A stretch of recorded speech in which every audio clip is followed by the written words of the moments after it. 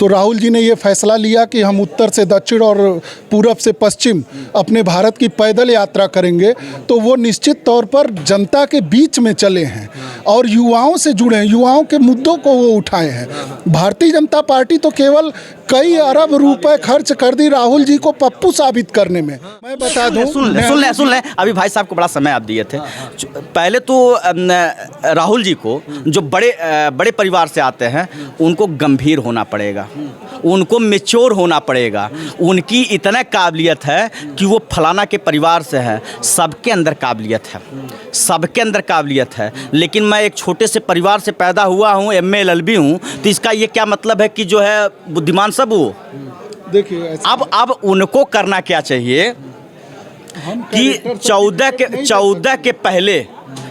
के पहले उनको अपना आकलन करना चाहिए कि मैं कैसे समाज से दुत्कार दिया गया हूं, जनता के बीच में जनता से किनारे कर दिया गया हूं। से लेके 2024 तक जी ये 7 सालों का जो अंतराल रहा, ये केंद्र की बात किया जाए और राज्य की बात किया जाए, कितने वैकेंसी क्लियर हो पाई युवाओं के लिए? नहीं, युवाओं के लिए वैकेंसी क्लियर हुई कि नहीं हुई क्लियर, ये तो आप रिकॉर्ड पर देख करके करेंगे, हम पार्टी के प्रवक्ता नहीं हैं। लेकिन मैं आपको 7 साल लेकिन समाज में रहते हैं बच्चों की समस्या या रोजगार की समस्या, ये तो सबसे बड़ा दुर्भाग्य है कि प्रवीण निषाद जी सांसद हमारे लोकसभा संत कबीर नगर खलीलाबाद संसदीय क्षेत्र से हैं और हवाई अड्डे का उद्घाटन कुशीनगर में हो रहा है तो वहाँ प्रधानमंत्री जी के साथ नज़र आ रहे हैं। गोरखपुर में अगर एम्स का उद्घाटन हो रहा है वहाँ आप प्रधानमंत्री जी के साथ नज़र आ रहे हैं। बस्ती महोत्सव में आप नज़र आ रहे हैं और आप अपने लोकसभा क्षेत्र में एक हवाई अड्डा तो छोड़िए, आप बस अड्डा का उद्घाटन नहीं कर पा रहे हैं। तो निश्चित तौर पर हम लोग जो संत कबीर नगर के मतदाता हैं इससे बहुत ही हम लोग मायूस हैं। क्या लग रहा है भैया? कह रहे हैं कि हर नीतियों पर वो फेल बीजेपी सरकार आ रही है, अपने कोई भी वादे पर बात नहीं कर रही है, न वो सरकार स्थिर नहीं है। जो चाहती है वो पार्लियामेंट बन, आज शाम को कुछ कानून पास करती है, दोपहर को कुछ करती है, सुबह कुछ करती है और उन पर कोई जनता कोई भरोसा नहीं करता है। नमस्कार, आप देख रहे हैं PG न्यूज़। मैं प्रवीण आप सभी का बहुत बहुत स्वागत करता हूं। अभी हम यूपी के संत कबीर नगर में हैं और आपको बता दें कि लोकसभा चुनाव का जो रंग है वो सबके सिर पर चढ़ा हुआ है। होली नज़दीक है। आपको बता दें कि हमारे साथ तमाम अधिवक्ता साथी हैं और सभी के ऊपर आप देख सकते हैं ये होली का रंग है। लेकिन साहब आपको बता दें कि ये होली का जो रंग है अब की बार सिरताज की अगर बात किया जाए या ताज की बात किया जाए, सांसद की बात किया जाए, इस लोकसभा क्षेत्र से सांसद कौन बनेगा और संसद भवन तक कौन पहुंचेगा, अधिवक्ता साथी लोगों से जानने का प्रयास करेंगे। सबसे पहले आप सभी को होली की ढेर सारी शुभकामनाएं। बहुत बहुत धन्यवाद PG न्यूज़ की तरफ से। आपको भी ढेर सारी शुभकामनाएं। ढेर सारी शुभकामनाएं। हम 1 मिनट के अंदर सबका फटाफट नाम जान लेते हैं, उसके बाद फिर सवाल का सिलसिला शुरू करते हैं और उसके बाद ये जो सर्वे है वो एक संत कबीर नगर के लिए अहम सर्वे बन सकता है। चलिए सर, सबसे पहले आपसे शुरुआत करेंगे। क्या नाम हुआ आपका? आकाश पांडे हमारा नाम। आकाश पांडे जी। भैया रविंद्र कुमार मिश्रा। अच्छा, आपका क्या? विवेक चौधरी। विवेक चौधरी जी। भैया प्रदीप पांडे। प्रदीप पांडे जी। भैया अजय कुमार यादव। अजय कुमार यादव। भैया आप भी बोल दीजिए। आकाश त्रिपाठी। सर आपका? सुधीर कुमार श्रीवास्तव। सुधीर कुमार श्रीवास्तव। भैया आपका? प्रमोद कुमार यादव। प्रमोद कुमार यादव। भैया? बबलू कुमार। भैया? जयप्रकाश मिश्रा। जयप्रकाश मिश्रा। चलिए, सबसे बड़ा और सबसे पहला सवाल है कि अब की बार संत कबीर लोकसभा सीट से आप लोग सांसद किसे बना रहे हैं? जी, सबसे पहले जो है हम आपको पूर्व संध्या पर, पूर्व अंतिम कार्य दिवस पर आपको जो है होली की ढेरों बधाई देते हैं और आपका आभार व्यक्त करते हैं कि आप मेरी मंशा जानने के लिए यहाँ आए हैं। तो लोकसभा चुनाव जो है हमारा राष्ट्रहित पर मतदान होगा, राष्ट्र को ध्यान में देख करके मतदान होगा, सीट्स को ध्यान में देख करके मतदान होगा। हमारा मतदान प्रत्याशी को देख करके नहीं होगा। क्यों नहीं होगा, ये अहम मुद्दा है। अभी आप हमसे बहुत सारे प्रश्न करेंगे, चूँकि हम आपके बीच में ही रहते हैं, आपको नज़दीक से जानते हैं, आप टटोलना भी चाहते हैं, लेकिन विषय यह है कि हम राष्ट्र को ध्यान में रखते हैं। हम राष्ट्र को ध्यान में रखते हैं, लेकिन हमको ये बताइए कि लोकसभा सीट संत कबीर नगर से प्रवीण निषाद जी को बीजेपी और निषाद पार्टी गठबंधन के तहत उनको यहाँ का कैंडिडेट बनाया गया है। बस ये बताइए कि प्रवीण निषाद जी की यहाँ पर क्या छवि है और अब की बार उनकी समाज में क्या प्रतिक्रिया होगी, क्या कुछ होगा? निश्चित रूप से छवि उनकी बुरी नहीं है। बुरी नहीं है। आप ये जानना चाहते हैं उनकी छवि कितनी अच्छी है कि नहीं अच्छी है, लेकिन मैं आपको बड़ा क्लियर स्पष्ट बता दूं कि उनकी छवि बुरी नहीं है। हाँ ठीक है कि वो सांसद रहे, अभी सांसद हैं, उनको फिर टिकट दे दिया गया और फिर से उन पर विश्वास बनाया गया। विश्वास उन पर बनाया गया, निश्चित रूप से शीर्ष को इस पर विचार करना चाहिए, क्योंकि आपका भी ये कहना है, लोगों का भी ये कहना है, मेरा भी ये कहना है कि उनको बतौर सांसद समाज में यहाँ पर भी जो है रहना चाहिए था। वो समाज में नहीं रहे, समाज से कट करके रहे, लेकिन ये शीर्ष की अपनी ओपिनियन है, अपने विचार हैं। मेरा एक कर्तव्य है बतौर मतदाता कि राष्ट्र हित में ध्यान में रख कर के राष्ट्र उत्थान में जो काम पार्टी ने किया है, जो वर्तमान पार्टी ने किया है, उसको ध्यान में रख कर के एक वोट मेरा, एक मतदान हमारा जो है वो राष्ट्र को समर्पित। राष्ट्र को समर्पित, इसका मतलब प्रवीण निषाद चाहे यहाँ से चुनाव जीते या ना जीते, आपका मत ये है कि आप राष्ट्र हित के लिए बीजेपी को सपोर्ट। मैंने आपको कहा कि इस पर जो है शीर्ष को विचार करना चाहिए। कैंडिडेट चाहे जैसा हो, कैंडिडेट चाहे जैसा नहीं हो, मैंने आपसे कहा कि वो बुरे नहीं हैं, बुरे की बात नहीं कर रहे हैं। छवि पर मैंने कहा कि वो छवि की जो है बुरे नहीं है, उन पर कोई दाग नहीं है। क्या सर, क्या लगता है आपको, क्या लगता है? अब तो देखिए, सबसे पहले तो आप लोगों को होली की बधाई। जी आप यहाँ पर हमारे कचहरी परिसर में आए, आप लोग जो है, और हमारी मंशा को जानने का प्रयास किए, हमारी आवाज़ को समाज में पहुँचाने का आप प्रयास कर रहे हैं। इसके लिए हमारे न्यायालय परिवार के तरफ से आपके चैनल को, आप सभी पत्रकार बंधुओं को बहुत बहुत धन्यवाद और बधाई। जहाँ तक प्रश्न है आप पूछ रहे हैं लोकसभा कैंडिडेट का, देखिए हम सब कबीर की धरती के रहने वाले लोग हैं और इसमें कोई शक नहीं है कि कबीर की धरती को जो है बार बार राजनैतिक रूप से इस धरती की सौदेबाजी की गई है। जहाँ तक प्रश्न उठता है कि लोकसभा में इस बार चुनाव में जो है वोट किसको देंगे, ये तो सबका अपना अपना मत है कि हम किसको वोट देंगे, लेकिन अपने राष्ट्र के लिए हमको ये भी सोचना है। इस समय हम लोग युवा हैं, हमारी जिम्मेदारी बनती है कि राष्ट्र के सामने सबसे विकट समस्या क्या है। हमको ये भी ध्यान में रखना है कि महंगाई अपने चरम पर है, हमारी विदेश नीति पूरी तरह फेल है और बेरोजगारी, बच्चे घूम रहे हैं। जहां सेना में उत्साहित होकर के बच्चे जहां जो है सेना की तैयारी करते थे, आज उनको डिमोरलाइज कर दिया गया अग्निवीर बना करके। और जहाँ तक ये जो है सिलेंडर और गैस, हम लोग भी 2014 में बहुत उत्साहित थे कि मतलब एक ऐसी सरकार आएगी जो हमको जो है, बहुत हुई महंगाई की मार, अब की बार मोदी सरकार, इस तरह का। तो हम लोग भी सोचते थे कि हो सकता है 15-15 लाख रुपए वाला या महंगाई वाला, ये सब थोड़ा सा हो सकता हो। सरकार की नीतियाँ जो हैं वो सब लोग गूगल से भी पढ़ सकते हैं, बस हम लोग मुद्दे पे बात करेंगे क्योंकि कम समय में हम लोगों को ज़्यादा चीज़ें समाज तक पहुंचाना है। बस ये बता दीजिए कि यहाँ से सर आपका जो मत है वो किधर रुझान है?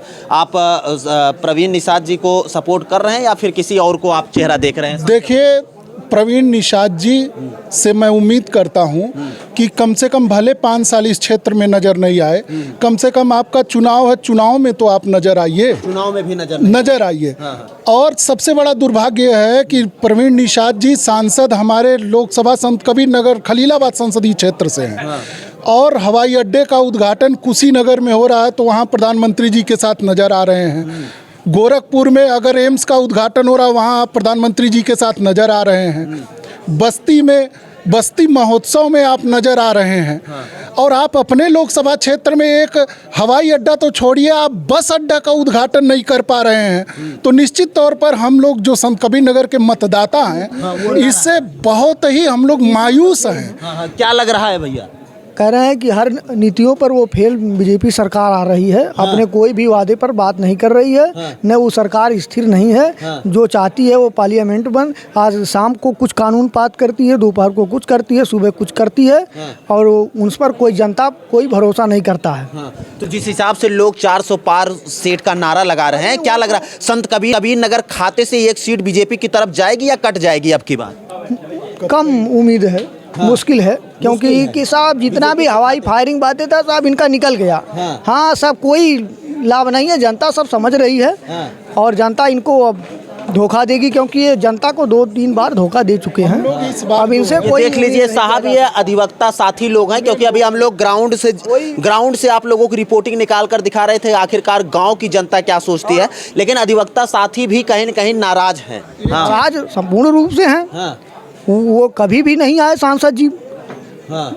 क्या सर, क्या आप कैसे कह रहे हैं कि राष्ट्र हित के लिए हम बात कर रहे हैं, और साथी सब लोग हैं किसी एक व्यक्ति से 540 संसदीय क्षेत्र जो है वो नहीं चलते। वो किसी एक व्यक्ति के बुरे रहने से या उनकी छवि या वो काम नहीं किए हैं उसके नाते आप जो है ये नहीं कह सकते हैं। रही बात काम करने की, तो भाजपा सरकार की जो कार्यक्रम है, चाहे वो केंद्र के द्वारा चलाए जा रहे हो, चाहे प्रदेश के द्वारा चलाए जा रहे हो, वो हो रहे हैं, धरती पर हैं। जैसे वृद्धा पेंशन है, विधवा पेंशन है, आवास है, राशन है। सवाल का जवाब दे दीजिए पांडे जी, 2017 से लेकर 2024 तक जी, ये 7 सालों का जो अंतराल रहा, ये केंद्र की बात किया जाए और राज्य की बात किया जाए, कितने वैकेंसी क्लियर हो पाई युवाओं के लिए? नहीं, युवाओं के लिए वैकेंसी क्लियर हुई कि नहीं हुई क्लियर, ये तो आप रिकॉर्ड पर देख करके करेंगे, हम पार्टी के प्रवक्ता नहीं हैं। लेकिन मैं आपको 7 साल, लेकिन समाज में रहते हैं, बच्चों की समस्या या रोजगार की समस्या, ये तो जानते हैं। मेरी बात क्लियर कर दूं मैं, हमारे काबिल दोस्त निश्चित रूप से जो है बड़े विद्वान अधिवक्ता हैं और बहुत जुझारू साथी हैं हमारे, इसमें कोई शक नहीं है। अभी इन्होंने कहा कि 540 लोगों में वहाँ पर राष्ट्रहित के लिए इनको भेजा गया है। हमारा कहना यह है कि लोकसभा की संख्या 543 लोगों की है। हम ये उम्मीद करते रह गए अपने सांसद से कि कम से कम आप इन 5 सालों में एक भी समस्या हमारे, कम से कम संत कबीर नगर की कोई भी एक समस्या पार्लियामेंट में ही उठा दिए होते, तब भी हम मानते कि हाँ, हमारे सांसद का लगाव, हमारे सांसद का जुड़ाव हमारी इस कबीर की धरती से है। हम लोग तो कभी ये देखे ही नहीं कि हमारे सांसद रहते कहाँ हैं। वो गुरु गोरक्षनाथ की धरती है, वहाँ पर वो रहते हैं गोरखपुर में, और वो चल करके संत कबीर नगर को एक चारागाह समझते हैं कि उस चारागाह में हम चल रहे हैं और वहाँ चल करके वोट के रूप में यहाँ की जनता को चरेंगे। राष्ट्रवाद के नाम पर, अन्य चीज़ों के नाम पर, 370 के नाम पर, मोदी जी के नाम पर, कम से कम हम सभी मतदाता जो वोट दे रहे हैं, हम आप न्यायालय परिसर में खड़े हैं, आप गोरखपुर के न्यायालय को देख लीजिए और आप हमारे न्यायालय परिसर को देख लीजिए। मैं दूर की बात नहीं करता, कम से कम इसके लिए जो है गोरखपुर के न्यायालय में आज जो है वहाँ पर अधिवक्ता चैम्बर फर्स्ट क्लास बना हुआ है। वहाँ पर अधिवक्ताओं के लिए रेलवे रिजर्वेशन काउंटर जो है वो कचहरी परिसर में है। वहाँ पर अधिवक्ताओं के लिए मेडिकल सुविधा है। वहाँ अधिवक्ताओं के लिए बैंक कचहरी परिसर में बना हुआ है। वहाँ पर अधिवक्ताओं के लिए पोस्ट ऑफिस जो है कचहरी परिसर में बना हुआ है। वहाँ ATM लगा हुआ है, वहाँ कूलर की व्यवस्था है, पानी की व्यवस्था है। हमारे यहाँ देख लीजिए, हमारे यहाँ कुछ भी नहीं है। सर, एक सवाल और आपसे जान लेते हैं, इंडिया बनाम इंडिया को किस रूप में देखना चाहेंगे? क्या कुछ रणनीति होगी? इंडिया बाजी मारेगी या कुछ आपकी बार ज़्यादा से ज़्यादा सीटें प्रभावित करेगी, या NDA? देखिए, राहुल जी जिस तरह से चल रहे हैं, एक सोच लेकर के, जिस तरह से निचले स्तर पे मीडिया के कर्मी जो है बड़े ईमानदारी से अपना काम करते हैं, लेकिन ऊपर जा कर के बड़े राष्ट्रीय स्तर पर खबरों को नहीं दिखाया जाता है, तो राहुल जी ने ये फैसला लिया कि हम उत्तर से दक्षिण और पूरब से पश्चिम अपने भारत की पैदल यात्रा करेंगे। तो वो निश्चित तौर पर जनता के बीच में चले हैं और युवाओं से जुड़े हैं, युवाओं के मुद्दों को वो उठाए हैं। भारतीय जनता पार्टी तो केवल कई अरब रुपए खर्च कर दी राहुल जी को पप्पू साबित करने में, लेकिन राहुल जी डिगे नहीं। वो जो है पूरी तरह से एक संस्कारित परिवार के बच्चे होने के नाते उन्होंने कभी भी अपने पांडे जी क्या आज़ादी के बाद से जो है 2014 तक उसी संस्कारी परिवार की सत्ता थी और उन्हीं द्वारा जो है भारत अपना जो है शासित हुआ करता था। उनको 2014 के पहले पैदल चलने की आवश्यकता नहीं थी। वो सोने की पालने में सोते थे, सोने की चम्मच लेकर के जो है वो पैदा हुए। उनको आज पैदल चलने की आवश्यकता क्यों पड़ी है, बड़ा गंभीर विषय है। बड़ा गंभीर विषय है कि उनको चलने की आवश्यकता क्यों पड़ी। क्यों पड़ी सर, बता दें। मैं बता दूं, सुन ले अभी भाई साहब को बड़ा समय आप दिए थे। पहले तो राहुल जी को जो बड़े परिवार से आते हैं उनको गंभीर होना पड़ेगा, उनको मैच्योर होना पड़ेगा। उनकी इतना काबिलियत है कि वो फलाना के परिवार से है, सबके अंदर काबिलियत है, सबके अंदर काबिलियत है। लेकिन मैं एक छोटे से परिवार से पैदा हुआ हूँ, MA LLB हूँ, तो इसका ये क्या मतलब है कि जो है बुद्धिमान सब हो। देखिए अब उनको करना क्या चाहिए कि 14 के पहले उनको अपना आकलन करना चाहिए कि मैं कैसे समाज से दुत्कार दिया गया हूँ, जनता के बीच में जनता से किनारे कर दिया गया हूँ। आप एकदम किनारे हो, आप बेवजह हो, कोई मतलब नहीं है आपका। क्या सर, क्या लगता है? तो बेवजह बता रहे हैं राहुल गांधी। अपनी अपनी सोच है, अपनी अपनी थिंकिंग है। और ऐसा नहीं है कि मतलब वायनाड से अब तक सबसे रिकॉर्ड मत से जो है आदरणीय राहुल जी जीत करके संसद में पहुँचे। और जहाँ तक ये सोने और चांदी के चम्मच की बात कर रहे हैं, प्रधानमंत्री के कपड़ों की तुलना राहुल जी के कपड़े से कर लें तो समझ में आ जाएगा। उन्हीं के परिवार से जब हमारे यहाँ उड़ान भर करके लोग नहीं जाते थे तो उनके यहाँ कपड़ा धुलने के लिए विदेश वही पंडित पीटी नेहरू की बात हो रही है। साथ और एक सीनियर अधिवक्ता साहब हैं, क्या नाम है सर आपका? मोहम्मद असलम। क्या लगता है सर, संत कबीर नगर से अब की बार सांसद कौन बन रहा है? भाजपा के अलावा कोई बनेगा? भाजपा बनेगी? भाजपा के अलावा कोई बनेगा भाई, चाहे जो आप गठबंधन। अकेले कर रहे हैं सर, जितने लोग खड़े हैं कर रहे हैं कि भाजपा के अलावा। पहले तो सबसे पहले आपको आदरणीय गुरु जी से जो है आपके बारे में जानना चाहिए था कि इसके पहले कितनी मतदान किए हैं और किसको किसको किए हैं। भाजपा को आज तक किए ही नहीं है, तो इस नाते भाजपा के अलावा एक शब्द आया है, भाजपा के अलावा एक शब्द आया है। तो सबसे पहले आपको आपकी पहचान करनी चाहिए थी। मुझे पहचानने से पहले आपको आपकी पहचान करिए पुरुष। भाई इंडिया गठबंधन के साथ हम हैं, बस सीधे साफ सवाल है। इंडिया गठबंधन के साथ इंडिया। क्या लगता है कि अब की बार इंडिया गठबंधन जिस प्रकार से मेहनत कर रही है, कितनी सीटें आ सकती हैं यूपी के अंदर? जितने में बहुमत बन जाए। हाँ, बन रही है बहुमत अब की बार। अब बहुमत तो हम लोग तैयार हैं भाई बनाने के लिए, अब क्या होगा ये कौन जानता है। हाँ लेकिन तैयार हैं। हाँ बिल्कुल तैयार। प्रवीण निषाद जी के बारे में क्या कहना चाहेंगे? संत कबीर नगर हराने के लिए तैयार हैं। उनको हराने के लिए तैयार हैं। प्रवीण निषाद जी के बारे में क्या कहना चाहेंगे? नहीं, वो जीतने ही लायक नहीं है। लायक नहीं है। हर सब लोग संत कबीर नगर में हम लोग सर्वे के लिए जहाँ निकलना, सब लोग यही कह रहे हैं। 5 साल में किसी ने देखा उसका चेहरा? वही खाली करोड़ रुपए का मकान खाली बनवा रहा है और क्या कर रहा है बता दीजिए। अगर एक काम किया हो संत कबीर नगर में, एक काम सिंगल कोई बता दीजिए आप। हाँ एक भी काम नहीं, एक भी काम नहीं। यहाँ से लेके धनटा तक का किसी ने देखा हो तो बताइए उसका। क्या लगता है भैया, संत कबीर नगर में प्रवीण निषाद या कोई और नया चेहरा? कोई और नया चेहरा चाहिए। नया चेहरा चाहिए। भैया आप भी बता दीजिए, जरा आगे आइए। हाँ, कोई नया चेहरा। नया चेहरा, ये देखिए सब लोग नया चेहरा। सभी लोग कहेंगे नया चेहरा, लेकिन जो पुराने चेहरे हैं उन चेहरों के साथ ही ये रहा करते थे। नए चेहरे या चेहरों से मुझे कोई लेना देना नहीं। मुझे तो कमल जो है खिलता नजर आ रहा है। अप्रैल मई की जो कड़ी धूप है, उस धूप में भी कमल खिलेगा। ठीक है, कमल खिलेगा या कमल मुरझाएगा ये बात नहीं है। पांडे जी खाली ये बता दीजिए कि संत कबीर नगर में कमल खिलेगा या नहीं खिलेगा? की बार 400 पार। अब की बार संत कबीर नगर का बताइए। अब की बार 400 बार। 400 पार। क्या वकील साहब क्या कहेंगे? ये तो करें अब की बार 400 पार। ये घमंड ऐसा ये घमंड है उनका। घमंड है? ये घमंड है। ये घमंड है मेरा। ये मेरा भाई साहब सुन, ये मेरा घमंड है, लेकिन जनता पार्टी घमंड है, कामों का घमंड है। 370 के बाद अगर मैं वोट ना करूं तो मैं मतदाता ठीक नहीं हूँ। अगर मैं राम मंदिर के बाद वोट ना करूं तो मैं मतदाता ठीक नहीं हूँ। यदि मैं गौ गंगा गायत्री की सुरक्षा की बात करने वाले को वोट ना करूं तो मैं मतदाता हूं। सारी सुरक्षा होनी चाहिए पांडे जी, लेकिन एक सुरक्षा और होनी चाहिए कि जो युवा हैं, जो 50-50 लाख कोई वैकेंसी आती है फॉर्म भर देते हैं और फिर से वो बैठ जाते हैं। इसके पहले 2014 के पहले आज़ादी के बाद कितने लोगों, कितने परिवार में कलेक्टर आप बना दिए? मैं बता दूं, आज इनके गांव में जितने लोग पेंशनधारी हैं वो किस गवर्नमेंट की देन है? कांग्रेस की वजह से आज पेंशन पा रहे हैं। छठा वेतन आयोग देख लीजिए। आज कर्मचारी परेशान है।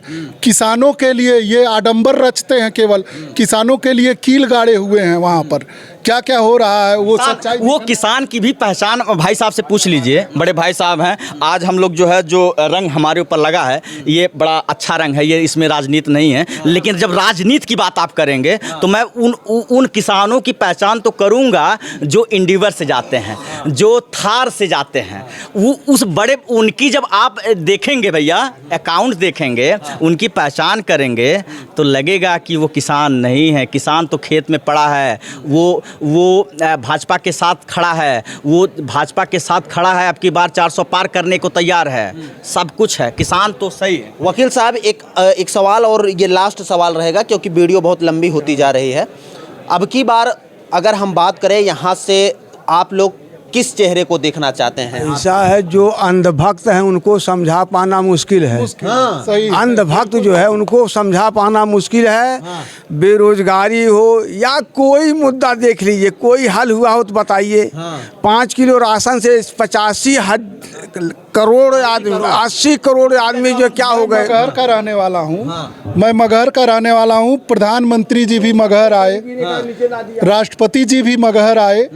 2014 के पहले मगहर में 14 गाड़ियां रुकती थी, सुपर फास्ट ट्रेन तक रुकती थी मगहर में। और जब से बीजेपी की गवर्नमेंट आई, इस जिले का मगहर महोत्सव खत्म हो गया। और ऊपर से जो है जितनी ट्रेनें रुकती थी मगहर में कबीरदास की धरती पर, कबीर के नाम पर, वो सब कैंसिल हो गई। अब आज मात्र 2 ट्रेनें रुक रही हैं। तो कम से कम हमको इंफ्रास्ट्रक्चर डेवलपमेंट के बारे में भी सोचना है अपने, क्योंकि आने वाली पीढ़ियों को हम क्या मुंह दिखाएंगे अगर इस तरह से अपने वोट को हम गिरवी रख देंगे केवल धर्म के नाम पर। ये और जिस तरह का घमंड ये भारतीय जनता पार्टी दिखा रही है कि अब की बार 400 पार, वो ये भूल रहे हैं भगवान राम का भोजन घमंड है, वो इनके घमंड को चकनाचूर कर देंगे इस बार। ये चीज़ इनको ध्यान रखना चाहिए। आपको बता दें कि पीजी न्यूज़ की टीम जो है वो लगातार यूपी की कई जिले में सर्वे के लिए निकल चुकी है। और अभी हम लोग संत कबीर नगर के खलीलाबाद कचहरी में थे और हमारे साथ तमाम अधिवक्ता साथी थे जो अपना राय दे रहे थे कि आखिरकार अब की बार यहाँ से प्रवीण निषाद का क्या होने वाला है। तो आपको बता दें कि ज़्यादातर जो अधिवक्ताओं का विचार आ रहा है ये यही आ रहा है कि अब की बार हम लोग नया चेहरा मांग रहे हैं। फिलहाल नतीजे के बाद पता चलेगा कि प्रवीण निषाद के ऊपर फिर से ताज सज पाएगा या नहीं सज पाएगा, ये तो नतीजे के बाद देखना होगा। फिलहाल अभी लोग क्या सोच रहे हैं ये आपको हम दिखाने की कोशिश कर रहे हैं। चलिए मित्रों, अगर ये वीडियो अच्छा लगा हो तो आप लोग कमेंट राय में अपनी राय जोड़ दीजिएगा और एक शेयर लगा के इस वीडियो को और तमाम लोगों तक पहुंचाने की कृपा करिएगा। चलिए मिलते हैं फिर से एक नेक्स्ट वीडियो में और एक नई खबर के साथ। तब तक के लिए हमें दीजिए इजाजत। जय हिंद, जय भारत।